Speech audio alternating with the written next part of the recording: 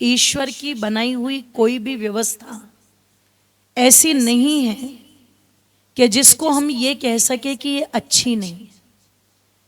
परमेश्वर का बनाया हुआ कोई भी दिन बुरा, जोर से बोलो, कोई समय बुरा, कोई घड़ी बुरी, बोलो, नहीं। ईश्वर की बनाई हुई सब व्यवस्थाएं बड़ी उत्तम हैं।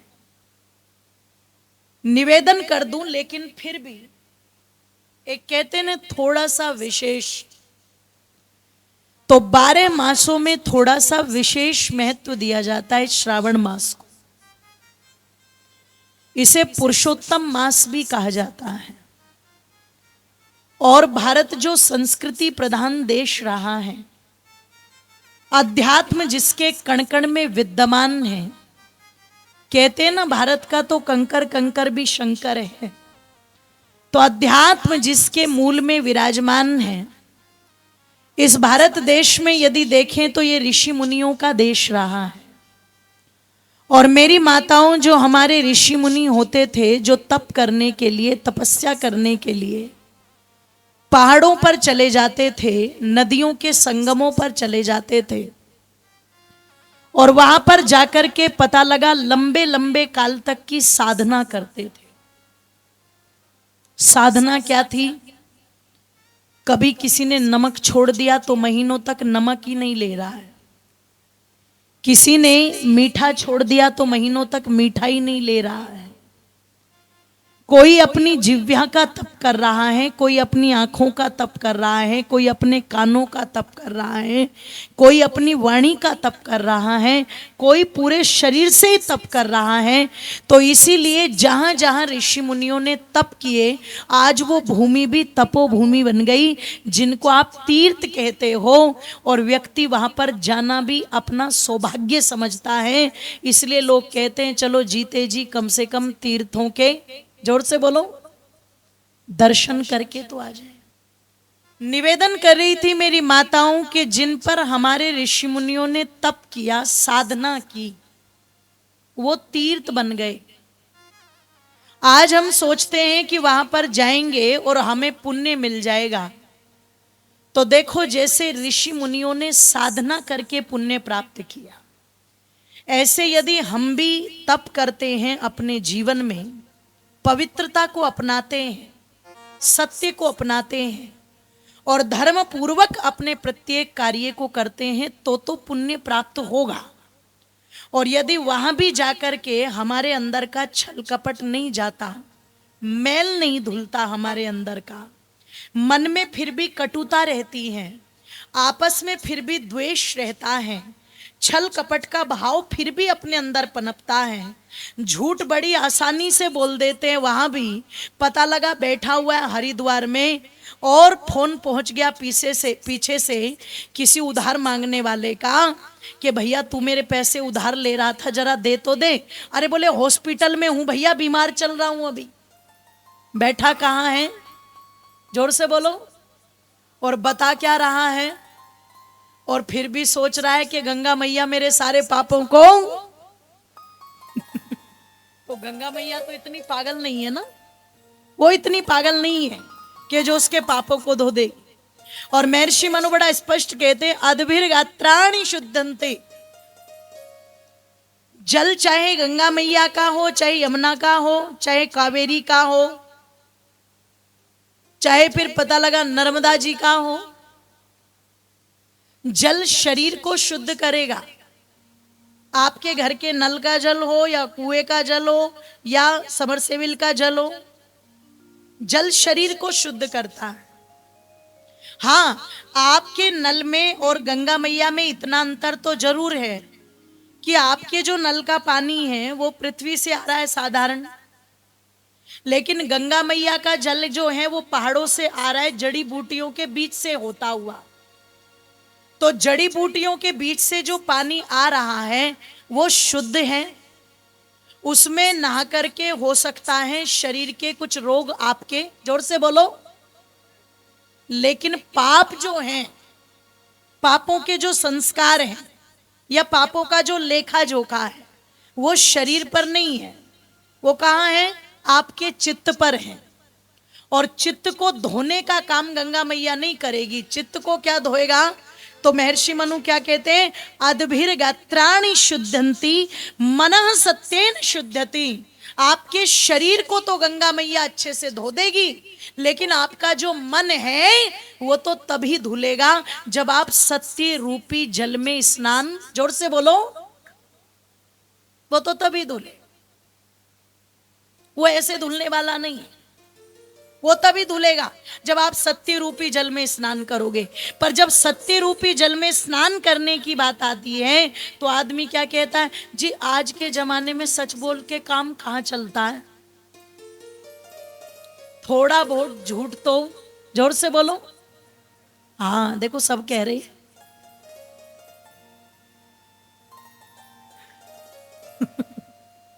थोड़ा बहुत झूठ तो बोले बोलना पड़ेगा, झूठ के बिना काम नहीं चलेगा। आज का व्यक्ति ये कहता है कि झूठ के बिना काम नहीं चलेगा वो लोगों, पर पहला व्यक्ति ये कहता था भैया सत्य के बिना काम। इसीलिए आप किसी दफ्तर में चले जाओ, किसी सरकारी कार्यालय में चले जाओ, आप अदालत में चले जाओ, आप पुलिस थाने में चले जाओ, आपको कहीं पर भी नहीं लिखा हुआ मिलेगा मिथ्यमेव जयते, झूठ की हमेशा जीत होती है, कहीं नहीं मिलेगा। पर हर जगह आपको लिखा हुआ मिलेगा सत्यमेव, सत्य की हमेशा विजय। कितना भी झूठा व्यक्ति क्यों ना हो, कितना भी झूठा, पर उसे भी अच्छा नहीं लगता जब कोई उसके साथ झूठ का व्यवहार करता है। बड़े से बड़ा झूठा भी अपने साथ में व्यवहार कैसे चाहता है? जोर से बोलो, सत्य का। इसका मतलब झूठे को भी अपने झूठ पर भरोसा नहीं है, उसे भी यदि विश्वास है तो अपने सत्य में ही विश्वास है। वो ये भले ही भूल जाए कि मैं झूठ बोलता हूं, बहुत झूठ बोलता हूं, लेकिन जब सामने वाला उसके साथ व्यवहार करे तो प्रत्येक व्यक्ति चाहता है, झूठे से झूठा भी चाहता है मेरे साथ सत्य का व्यवहार किया जाए। पर सीधा सा सिद्धांत है, जो तुम दोगे लौट करके वही आएगा।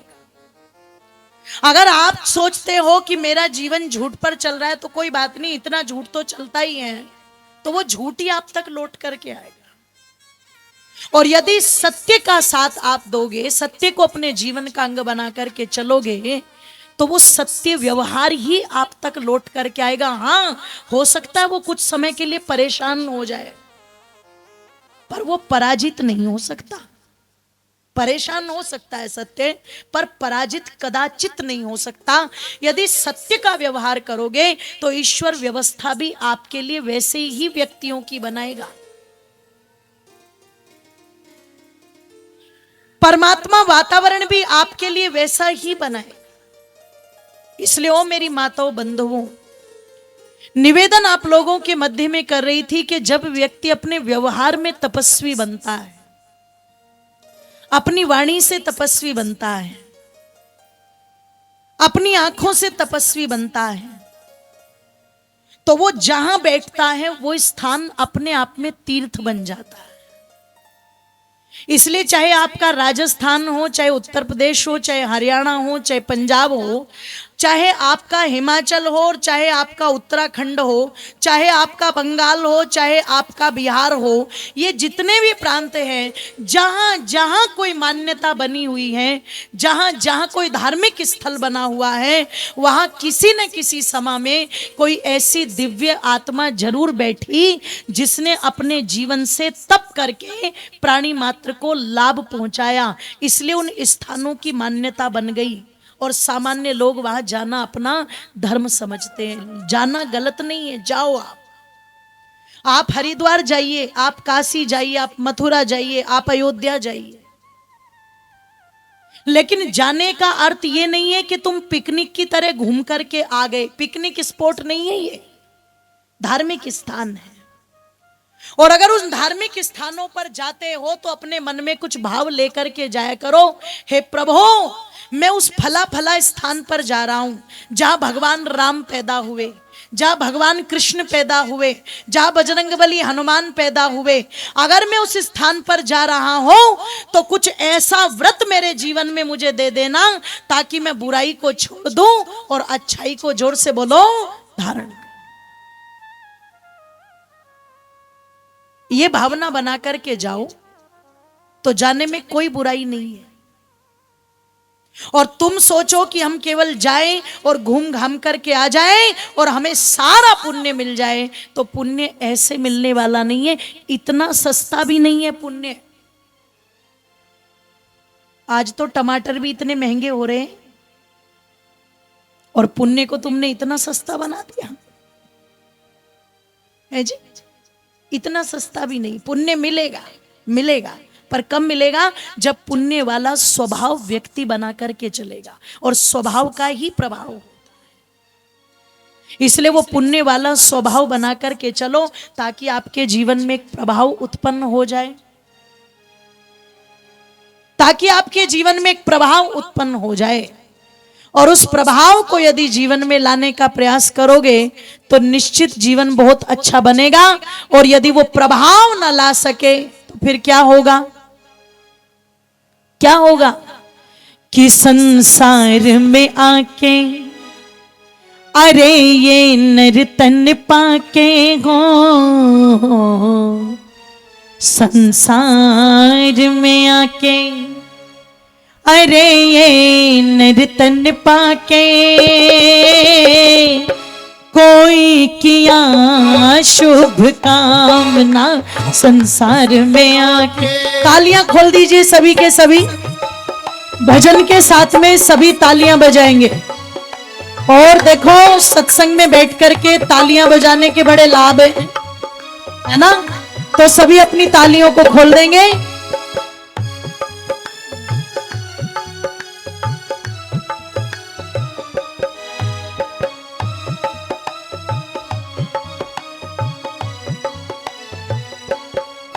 संसार में आके रे ये नर्तन पाके हो, संसार में आके अरे ये नर्तन पाके कोई किया शुभ कामना संसार में आके अरे ये नर्तन पाके कोई किया शुभ कामना संसार में आके।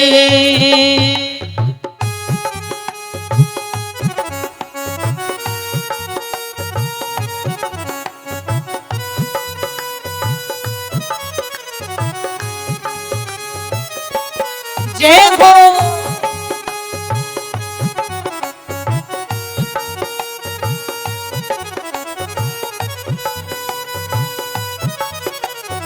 दोनों हाथों को एक साथ उठा करके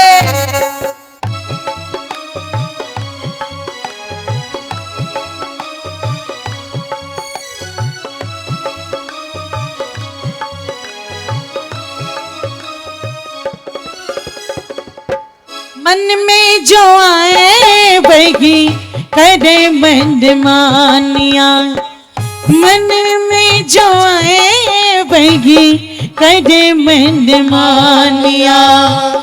कभी न विचारी तूने लाभ और हानिया, कभी न विचारी तूने लाभ और हानिया।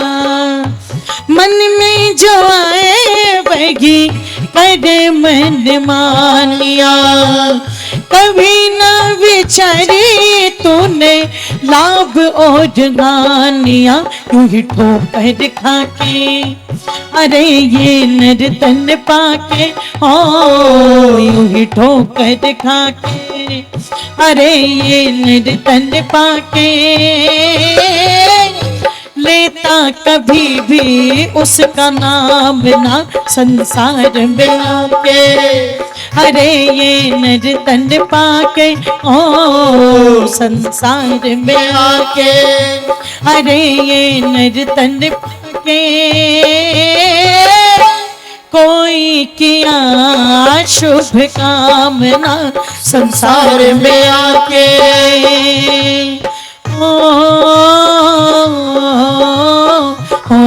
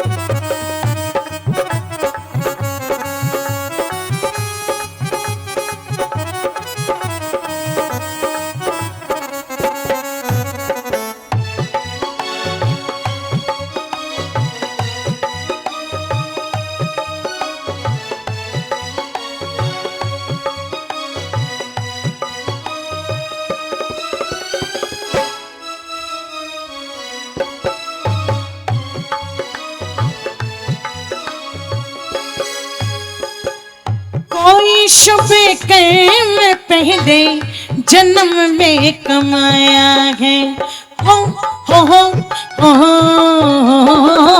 कोई शुभ कर्म पहले जन्म में कमाया है, मानव का चोला जिसके बदले बेखाया, मानव का चोला जिसके बदले में पाया है, यही उम्र गवा के, अरे ये निर्धन पाके, ओ यही उम्र गवा के, अरे ये निर्धन पाके, सुमिरन किया सुबह शाम ना संसार में आके, अरे ये नर्तन पाके, ओ संसार में आके, अरे ये नर्तन पाके, कोई किया शुभ कामना संसार में आके, अरे ये नर्तन पाके, कोई किया शुभ कामना संसार में आके,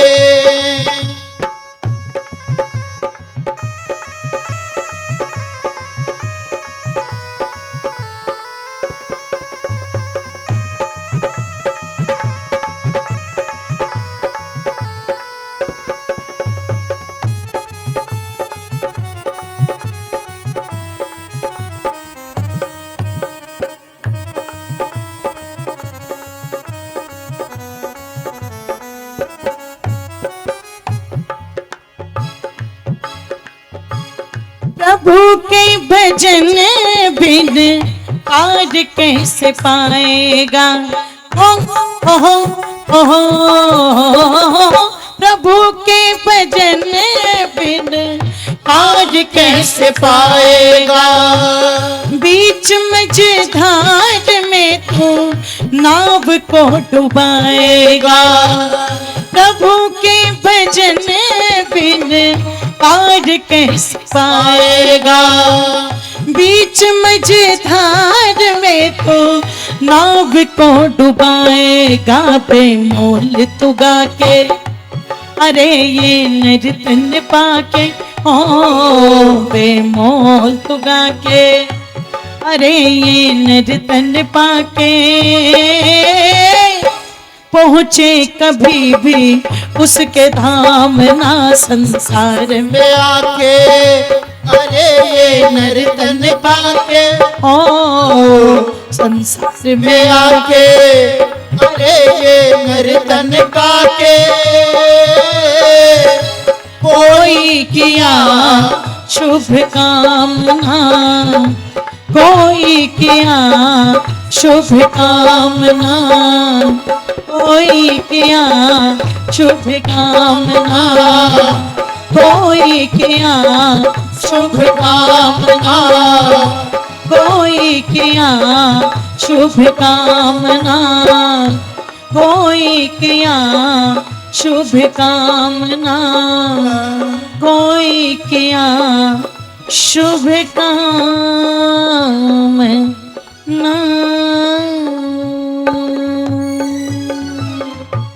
बोलिए सत्य सनातन वैदिक धर्म धर्म की